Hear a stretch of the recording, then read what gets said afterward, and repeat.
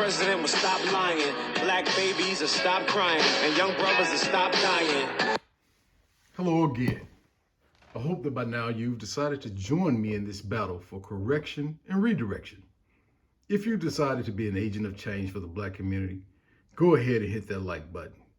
If you truly decided to join me in this battle that sometimes appears to be like ice skating uphill, please subscribe and leave me a comment. I've been in this battle long enough to know that I can't do it alone. My journey in this battle has had me fighting multiple years in various cities across the country. Cities like New Orleans, Louisiana, Jackson, Mississippi, Washington, D.C., Louisville, Kentucky, Baltimore, Maryland, and Wilmington, Delaware. I've also had numerous opportunities to help others who are in this battle as well in numerous cities across the country, both big and small. Everywhere I've gone, I use the strategy of first finding out what was the root cause of the problems in those communities. In dealing with black people in those communities, I've heard everything I can hear regarding why those communities were the way they were. I've heard black people say, hey, it's the young black culture of today.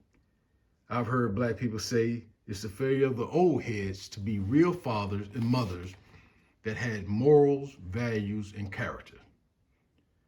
So time and time again, I found myself being hit with the baseball bat of non-accountability. The two segments of the black community that are responsible for the present and the future are still both refusing to take responsibility for the actions or the lack thereof. I am constantly being told by black people, range from ages, say like late 30s to mid 50s, that the young black culture has a desire to live out the lyrics they hear in rap music and a desire to obtain fast money without earning it. And those two concepts right there are the main problems that they actually face every day in the black community. And in my dealing with young black adults and teenagers who were facing the consequences of their actions that were actually the direct result of a decision to conduct those actions, I was constantly being given the excuse that there was no father in the house for me. So I had to go out and do what I needed to do to take care of my family.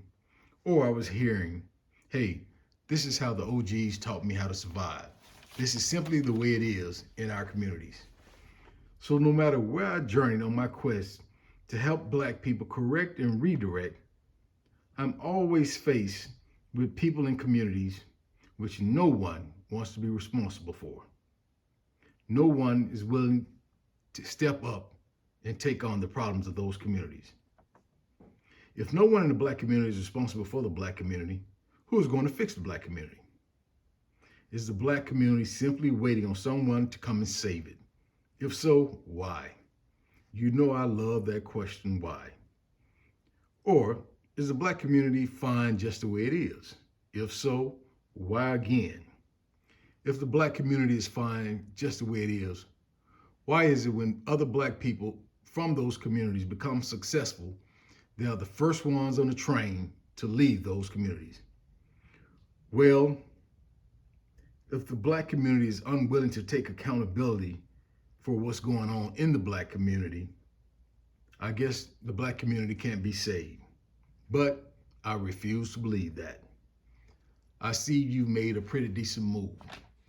Don't go ahead and get caught up like others in the black community, quickly jumping on capturing small ponds. I'll go ahead and make my move.